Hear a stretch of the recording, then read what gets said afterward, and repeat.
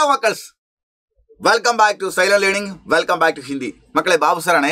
നമ്മുടെ ആഫീൽ എക്സാമിനേഷന് നമുക്ക് പഠിക്കാനുള്ള ഏറ്റവും പ്രധാനപ്പെട്ട ഒരു കവിതയാണ് ഹൈക്കു. ഹൈക്കു കവിത. എന്താ മക്കളെ ഹൈക്കു കവിത? ഇതിന്റെ ഉത്ഭവം ശരിക്ക് ജപ്പാനിലാണ്. ഈ ഹൈക്കു കവിതയ്ക്ക് ഒരു പ്രത്യേകത ഉണ്ട്. കുഞ്ഞൻ കവിതയാണ്, 3 വരി മാത്രമേ ഉണ്ടാവുകയുള്ളൂ.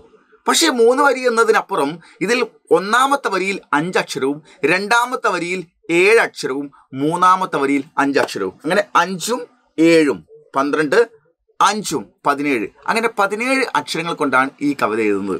ഓക്കെ, 5, 7, 5 ഇങ്ങനെയാണ് കവിതകൾ ഉണ്ടാവും, ഈ ഹൈക്കു കവിതകൾ എഴുതുന്നത്. അപ്പോൾ ഈ അക്ഷരങ്ങളിൽ ലിമിറ്റ് ചെയ്യപ്പെടണം എന്നുള്ളതാണ്. അപ്പോൾ അങ്ങനെ അല്ലെങ്കിൽ ആശയം വരുന്ന കവിതകൾ എഴുതുമ്പോൾ ഏതെങ്കിലും ഒരു അക്ഷരം അധികം വരുന്ന വാക്ക് വരികയാണെങ്കിൽ അതിന് പകരം അക്ഷരക്കുറവുള്ള വാക്കുകൾ വെച്ചിട്ട് വേണം ഇതിൽ അഡ്ജസ്റ്റ് ചെയ്യാൻ. ഓക്കെ, അപ്പോൾ മനോഹരമായ കവിതയാണ് ഹൈക്കു കവിതകൾ. കവിതകൾ രംഗത്തെ ഒരു ബോൺസായി ആണ് അല്ലേ? കവിതകളിലെ ഒരു ബോൺസായി കവിതയാണ് ഇത് ഹൈക്കു എന്ന് പറയുന്നത്. Okay, yes. അപ്പോൾ നമുക്ക് നോക്കാം. ഈ കവിത നമുക്ക് പഠിക്കാനുള്ളതാണ്. വെരി വെരി ഇമ്പോർട്ടൻ്റ് ആണ്. ഇതിൽ നിന്ന് ആഫീൽ എക്സാമിനേഷൻ ചോദ്യം വരും. ഓക്കെ, ഇതിൽ നിന്ന് 1 മാർക്കിന്റെ ചോദ്യം ഉണ്ടാവും, 2 മാർക്കിന്റെ ചോദ്യം ഉണ്ടാവും, 3 മാർക്കിന്റെ ചോദ്യങ്ങളും ഉണ്ടാവും. ഓക്കെ, അപ്പോൾ നമുക്ക് നോക്കാം. 6 ഹൈക്കു ആണ് നമ്മൾ പഠിക്കാനുള്ളത്. ഡോക്ടർ ഭഗവത് ശരൺ അഗ്രവാളിന്റെ കവിതകളാണ്. ഓക്കെ, ഈ 6 എണ്ണം നിങ്ങൾ സ്ക്രീനിൽ കാണുന്ന ഈ 6 ഹൈക്കുകളിൽ ഏതെങ്കിലും ഒന്ന് മസ്റ്റായിട്ട് നമ്മളോട് ചോദിക്കും. നമുക്ക് നോക്കാം എളുപ്പത്തിൽ. ഒന്നാമത്തെ ഹൈക്കു ഇതാണ്. നോക്കൂ മക്കളെ. നബ്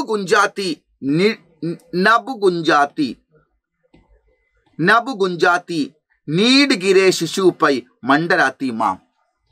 അമ്മയുടെ സ്നേഹത്തെ കാണിക്കുന്ന ഏറ്റവും മനോഹരമായ ഒരു കുഞ്ഞൻ ഹൈക്കുവാണിത്. നബ് ഗുഞ്ചാത്തി, മേഘം ഗർജിച്ചു.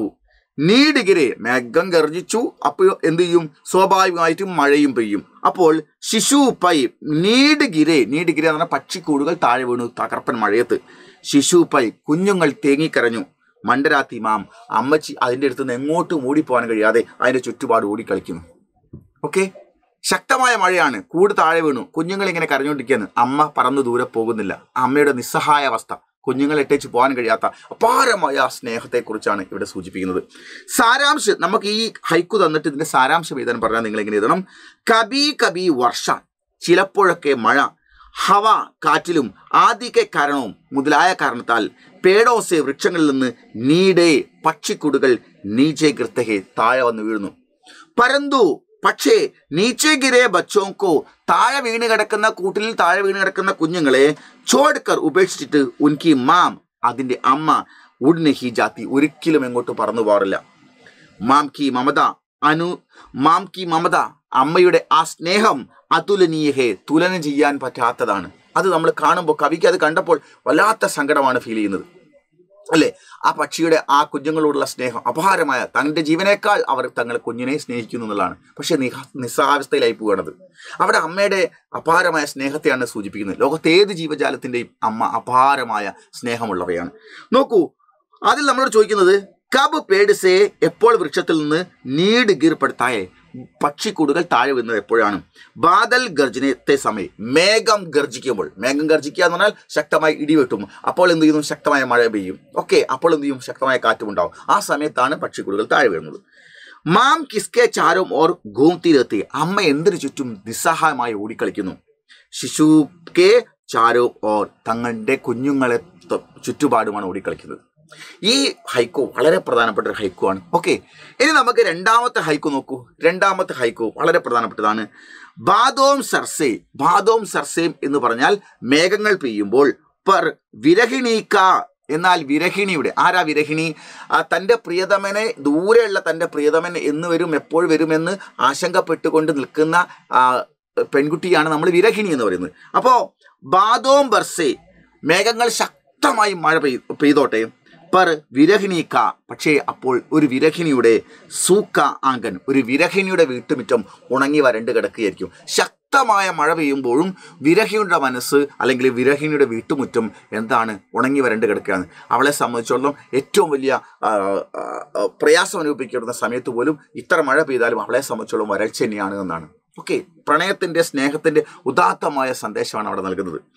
സാരാംശം എങ്ങനെയാണ്? വിരഹിണിക്ക ജീവൻ, വിരഹിണിയുടെ, അതായത് തൻ്റെ പ്രിയതമനെ കാത്തിരിക്കുന്ന, കണ്ണിൽ എണ്ണയൊഴിച്ച് പ്രിയതമനെ കാത്തിരിക്കുന്ന ഒരു വിരഹിണിയുടെ ജീവൻ ദുഃഖ് ഓർ പീഡാവും കായ, അവളുടെ ജീവിതം എന്തെല്ലാം സമൃദ്ധിയായ സുഖസൗകര്യങ്ങൾ ഉണ്ടെങ്കിൽ ശരി, തൻ്റെ പ്രിയതമനെ അടുത്തില്ല എന്നുള്ള കാരണത്താൽ അവൾ ദുഃഖത്തിലാണ്. പീഡാവും കാഹെ, വേദന നിറഞ്ഞവയുമാണ്. പതി സാമീപ്യക്ക് ബിന, ഭർത്തൃ സാമീപ്യമില്ലാതെ, സുഖബരേ മൗസമ്യംബി, വളരെ സുഖസമൃദ്ധമായ കാലാവസ്ഥയിൽ പോലും, ഉസ്കാ മൻ, അവളുടെ മനസ്സ്, രൂക്ക സുക്കാരത്തെ, ഉണങ്ങി വരണ്ട് കിടക്കും. ഏറ്റവും വസന്തകാലം വന്നോട്ടെ, മഴക്കാലം വന്നോട്ടെ, ഏത് കാലാവസ്ഥ വന്നോട്ടെ, ഏറ്റവും സുഖകരമായ സിറ്റുവേഷൻ വന്നാലും ശരി, ഭർത്താവ് തൻ്റെ അടുത്തില്ലാതെ അല്ലെ പ്രിയതമൻ അടുത്തില്ലാതിരിക്കുന്ന ഒരു സ്ത്രീയെ സംബന്ധിച്ചിടത്തോളം, അവളെ സംബന്ധിച്ചിടത്തോളം വരണ്ട് ഉണങ്ങിപ്പൊട്ടിയ ഒരു കാലാവസ്ഥ പോലെയാണ് അവളുടെ ലൈഫ് അപ്പം നിൽക്കുന്നത്. അടുത്ത ചോദ്യം, വർഷ ഹോനെ പർ ഭി കിസ്ക ആംഗൻ സൂക്കാ രഹതാ ഹെ, മഴ പെയ്യുന്ന സമയത്തും ആരുടെ വീട്ടുമുറ്റാണ് ഉണങ്ങി വരണ്ട് കിടക്കുന്നത്? വിരഹിണിയുടെ. അടുത്തത്, ആംഗൻ ശബ്ദ സേ ക്യാ താല്പര്യ ഹെ, ആംഗൻ എന്ന് പറയുന്ന വാക്കുകൊണ്ട് ഉദ്ദേശിച്ചത് വീട്ടുമുറ്റം എന്നാണ്. പക്ഷെ അവിടെ ഉദ്ദേശിക്കുന്നത് വിരഹിണിക്ക മൻ, വിരഹിണിയുടെ മനസ്സിനെയാണ് മുറ്റം എന്നതുകൊണ്ട് ഇവിടെ ഉദ്ദേശിക്കുന്നത്. ഈസ് ഹൈക്കു ക മൂലഭാവ് ക്യാ ഹെ, ഈ ഹൈക്കുവിന്റെ പ്രധാനമായ മെസ്സേജ് എന്താണ്? വിരഹ് കി പീഡ അസഹനീയെ, വേർപാടിന്റെ വേദന അസഹനീയമാണ് എന്നതാണ് ഈ ഹൈക്കു നൽകുന്ന പ്രധാനമായ സന്ദേശം. അടുത്ത നമുക്ക് മൂന്നാമത്തെ ഹൈക്കു ആണ്. മൂന്നാമത്തെ ഹൈക്കു നോക്കൂ മക്കളെ. മാൻ ന മാൻ മേ തേരാ മെഹമാൻ ബനേ ബൂട്ടാപ്പ, മാൻ ന മാൻ അംഗീകരിക്കുന്നില്ല, മേൻ തേരാ മെഹമാൻ, ഞാൻ നിന്നെ അതിഥിയായിട്ട്, ബനേ ബൂട്ടാപ്പ, ആയി മാറിയ വാർദ്ധക്യത്തെ, എൻ്റെ ജീവിതത്തിലേക്ക് കടന്നു വന്ന അതിഥിയായ, ക്ഷണിക്കാതെ വരുന്നവനാണല്ലോ അതിഥി. ഓക്കെ, അപ്പൊ അതിഥിയായ മാൻ ന മാൻ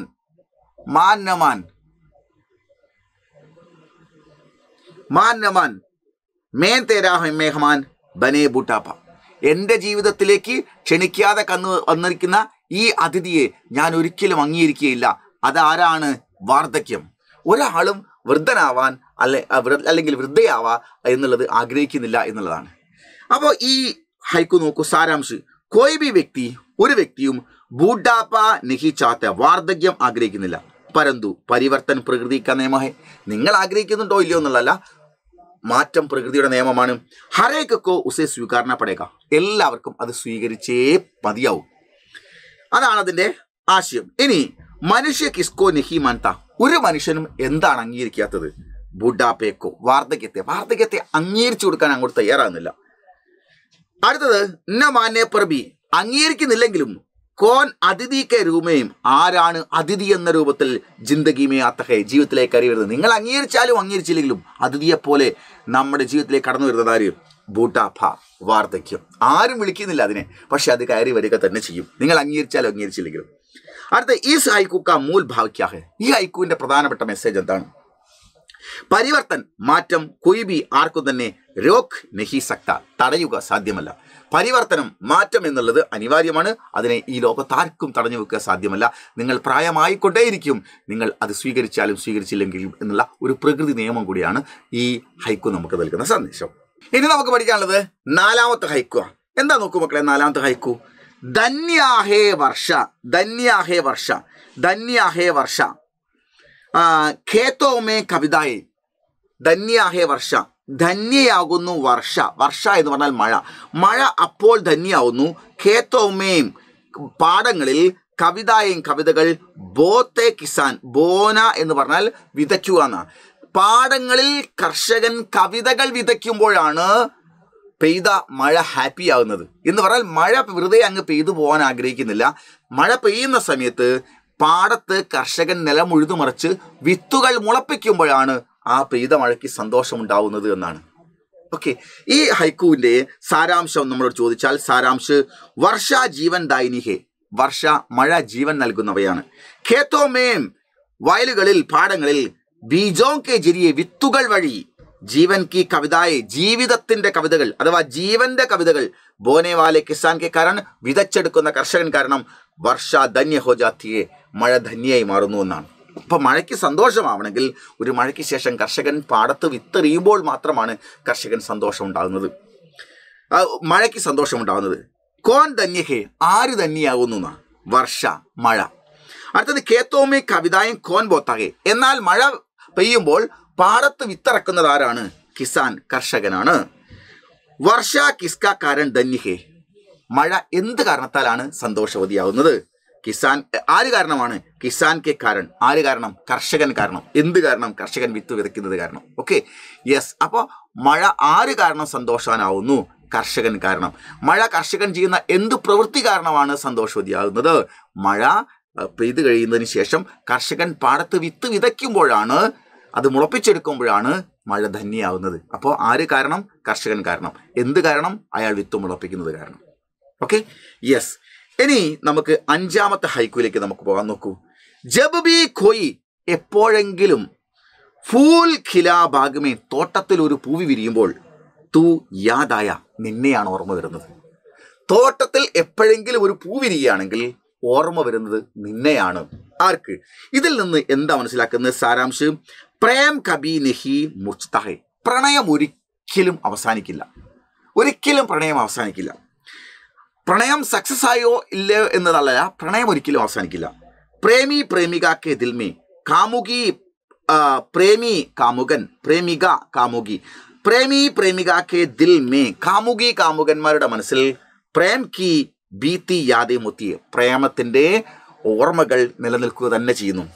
അനുകൂൽ വാതാവരണമേ, അനുകൂലമായ സാഹചര്യം വരുമ്പോൾ വേ യാദോമേ ഉപർജാത്തി, അത് ഓർമ്മകളിലേക്ക് വീണ്ടും വരുന്നുണ്ട്. അപ്പോൾ കാമുകി കാമുകന്മാരുടെ മനസ്സിൽ പ്രണയം ഒരിക്കലും ഇല്ലാതാവുന്നില്ല.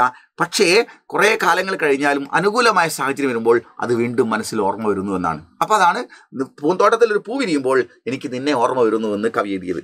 ഇവിടെ നോക്കൂ, ഫൂൽ കഹാങ്കിൽ തഹേ, പൂവ് എവിടെയാണ് വിരിയുന്നത്? ബാഗമേ, തോട്ടത്തിൽ. ഫൂൽ കിൽത്തെ സമയം, പൂ വിരിയുന്ന സമയത്ത് പ്രേമിക്കോ കാമുകന് കിസ്കി യാദാത്തിയെ, എന്തിനെ ഓർമ്മ വരുന്നു? പ്രേമികാക്കി, കാമുകിയെ ഓർമ്മ വരുന്നു. ഇസ് ഹൈക്കുക്ക മൂൽ ഭാവിക്ക, ഈ ഹൈക്കു നൽകുന്ന മെസ്സേജ് എന്താണ്? ഉത്തരം, പ്രേമി പ്രേമികാക്കെ മന്മേ, കാമുകി കാമുകന്മാരുടെ മനസ്സിൽ പ്രേം കി യാദേം, പ്രേമത്തിന്റെ ഓർമ്മകൾ സദാരത്തി, എപ്പോഴും നിലനിൽക്കുക തന്നെ ചെയ്യുന്നു എന്നുള്ളതാണ് ഈ ഹൈക്കു നൽകുന്ന സന്ദേശം. അപ്പോൾ 5ാമത്തെ ഹൈക്കു കഴിഞ്ഞാൽ ഇനി നമുക്ക് അവസാനമായിട്ട് 6ാമത്തെ ഹൈക്കു ആണ് നമുക്ക് പഠിക്കാനുള്ളത്. നോക്കൂ, 6ാമത്തെ ഹൈക്കുയിൽ നമ്മൾ പറയുന്നത് വളരെ പ്രധാനപ്പെട്ടാണ്. ജിനേ ന ഹോത്ത ദർദ് കാ അഹസാസ് ആസു ഓസ്, മഹത്തായ മെസ്സേജാണ്. ജിനേ ന ഹോത്ത, ആർക്ക് അനുഭവപ്പെടുന്നില്ല, ദർദ് കാ അഹസാസ്, വേദനയുടെ പീഡനം, വേദനയുടെ അസഹനീയത ആർക്കാണോ ജിനേ ന ഹോത്ത, ആർക്കാണ് അനുഭവപ്പെടാത്തത്? ദർദ് കാ അഹസാസ്, വേദനയുടെ കാഠിന്യം ആർക്കാണ് അനുഭവപ്പെടാത്തത്? ആസു ഓസ്, അവനെ സംബന്ധിച്ചോളം കണ്ണുനീര് ഒരു വെള്ളത്തുള്ളി മാത്രമാണ്. എന്ന് പറഞ്ഞാൽ മറ്റൊരുത്തൻ വേദന കൊണ്ട് പൊളഞ്ഞ് പെടഞ്ഞ് സങ്കടപ്പെട്ടുകൊണ്ട് കണ്ണുനീർ തുള്ളി കാണുമ്പോൾ ആർക്കാണോ ജീവിതത്തിൽ വേദനയുടെ പ്രയാസങ്ങൾ അനുഭവിക്കപ്പെടാത്തത്, അപ്പോൾ മറ്റുള്ളവൻ്റെ കണ്ണിലെ കണ്ണുനീര് കേവലം ഒരു വെള്ളത്തുള്ളിയായിട്ട് മാത്രമേ ഫീൽ ചെയ്യുള്ളൂ. എന്നാൽ ആർക്കാണോ ദുരന്തവും ട്രാജഡിയും ഒക്കെ അനുഭവിച്ചിട്ട് വേദന അനുഭവിക്കേണ്ടി വന്നത്, അയാൾക്ക് മറ്റൊരാളെ കണ്ണീർ കണ്ടു നിൽക്കാൻ സഹിക്കാൻ പറ്റില്ല. ആ കണ്ണുനീര് കണ്ടു നിൽക്കാൻ പറ്റില്ല അയാൾക്ക്. കാരണം വേദന എന്താണെന്ന് ഇയാൾക്കറിയാം. അപ്പോൾ വേദന അറിയാത്തവർക്ക് മറ്റൊരുത്തൻ്റെ വേദന മനസ്സിലാക്കാൻ കഴിയില്ല. അപ്പോൾ സങ്കടം നിങ്ങൾ പറയുമ്പോൾ സങ്കടം എന്തെന്നറിയാത്തവനോട്, ഒരിക്കലെങ്കിലും സങ്കടപ്പെട്ടു പോവാത്തവനോട് സങ്കടം അവതരിപ്പിക്കുന്നത് വെറുതെ ടൈം വേസ്റ്റ് ആയി പോവുള്ളൂ. ഓക്കെ, അപ്പോൾ അതാണ് ജിനേന്ന ഹോത്ത, ആർക്ക് അനുഭവപ്പെടുന്നില്ല, ദർദ് ക അഹസാസ്, വേദനയുടെ സങ്കടത്തിൻ്റെ വേദനയുടെ അഹസാസ് പ്രയാസങ്ങൾ, ആസു ഓസ്, അവരുടെ മുൻപിൽ നിങ്ങൾ കണ്ണുനീര് അവർക്കൊരു വെള്ളത്തുള്ളി മാത്രമാണ്. ഇവിടെ അത് വളരെ വലിയ സത്യമാണ്. നോക്ക്, സാരാംശം പറയുന്നത് ദുഃഖ് ഹി സുഖ മാപ്തണ്ട് ഹേ, ദുഃഖ് ഹി, ദുഃഖമാണ്, സുഖ മാപ്തണ്ട്, സുഖത്തിന്റെ അളവുകൾ, സുഖത്തിന്റെ അളവുകൾ ദുഃഖമാണ്, സുഖത്തിന്റെ അളവുകൾ. അതായത് സുഖം എന്താണെന്നറിയാൻ സുഖത്തിന്റെ അളവുകൾ വെച്ചിട്ട് കാര്യമില്ല. സുഖം എന്താണെന്നറിയാൻ ദുഃഖത്തിന്റെ അളവുകൾ കൊണ്ട് അളന്നു നോക്കണം. അപ്പോഴാണ് സുഖവും ദുഃഖവും തമ്മിൽ നമുക്ക് തിരിച്ചറിയാൻ കഴിയുക. ജോ ഇസെ പഹചാൻതാ നഹി, ആരിത് മനസ്സിലാക്കുന്നില്ല, ഉസ്കെ സാമനെ, അവരുടെ മുൻപിൽ ആസൂക്ക കോയി മൂല്യ നിഹ്യോത്ത, കണ്ണുനീരിന് യാതൊരു വിലയും ഉണ്ടാവില്ല. ആരാണോ കണ്ണുനീരിന് ഒരു വിലയും കൽപ്പിക്കാത്തത്, മറ്റുള്ളവരുടെ കണ്ണീര് കാണുമ്പോൾ ഒരു വിലയും കാണിക്കാത്തത്, അവരെ സംബന്ധിച്ചിടത്തോളം അയാൾക്ക് ജീവിതത്തിൽ ഒരിക്കലും ഒരു ട്രാജഡി സംഭവിച്ചിട്ടുണ്ടാവില്ല എന്നാണ്. അതുകൊണ്ട് ദുഃഖം എന്തെന്നറിയാത്തവന് മുൻപിൽ നിങ്ങൾ കണ്ണീര് കാണിക്കുന്നത് കൊണ്ട് ഒരു കാര്യവുമില്ല എന്നുള്ളതാണ്. അവരെ സംബന്ധിച്ചോളം അതൊരു വെള്ളത്തുള്ളി മാത്രമാണ്. കിസ്കോ ആസു ഓസ് കെ സമാൻ ഹേ, ആർക്കാണ് കണ്ണുനീർ തുള്ളി ഓസ് പോലെ, ഒരു മഞ്ഞുതുള്ളി പോലെ അല്ലെങ്കിൽ വെള്ളത്തുള്ളി പോലെ അനുഭവപ്പെടുന്നത്? ജിനെ വേദന ക അഹസാസ് നഹി ഹുവ, ആർക്കാണോ വേദനയുടെ പീഡനം അനുഭവിക്കപ്പെടാത്തത്, ആർക്കാണോ വേദനയുടെ അസ്വസ്ഥത അനുഭവപ്പെടാത്തത്, അവർക്കത് വെള്ളത്തുള്ളി മാത്രമാണ്. ഈസ് ഹൈക്കു കാ മൂൽ ഭാവ് ക്യാ ഹേ, ഈ ഹൈക്കുവിന്റെ മെസ്സേജ് എന്താണ്? ദൂസറോं കി വേദന പഹചാൻ മാനവതാ കാ ലക്ഷൺ ഹേ. മറ്റുള്ളവരുടെ വേദന മനസ്സിലാക്കലാണ്, മറ്റുള്ളവരുടെ പ്രയാസം മനസ്സിലാക്കാണ് മനുഷ്യത്വത്തിൻ്റെ അടിസ്ഥാനപരമായ ലക്ഷ്യം. ഒരാൾ മനുഷ്യത്വമുള്ളവനായി തീരുന്നത് മറ്റൊരുത്തൻ്റെ വേദന തിരിച്ചറിയുമ്പോൾ മാത്രമാണ് എന്ന സന്ദേശമാണ് ഇത് നൽകുന്നത്. ജീവിതത്തിലെ ഏറ്റവും മനോഹരമായ ഫിലോസഫിക്കലായ സന്ദേശങ്ങൾ ഉൾക്കൊള്ളുന്നതാണ് ഈ ഹൈക്കു കവിതകൾ. ഓക്കെ, ഈ 6 ഹൈക്കു കവിതകൾ നിർബന്ധമായി നിങ്ങൾ പഠിച്ചു വെക്കണം. പരീക്ഷയിൽ നാളെ ക്വസ്റ്റ്യൻ പേപ്പറിലുണ്ടാവും. ഓക്കെ, അപ്പോൾ നമുക്ക് പരീക്ഷയിൽ ഗംഭീരമാക്കണം. മാരത്തോൺ ലൈവിൽ നിങ്ങൾ എല്ലാവരും ജോയിൻ ചെയ്യുക. നമുക്ക് ഫുൾ മാർക്ക് സ്വന്തമാക്കണം. Okay, by.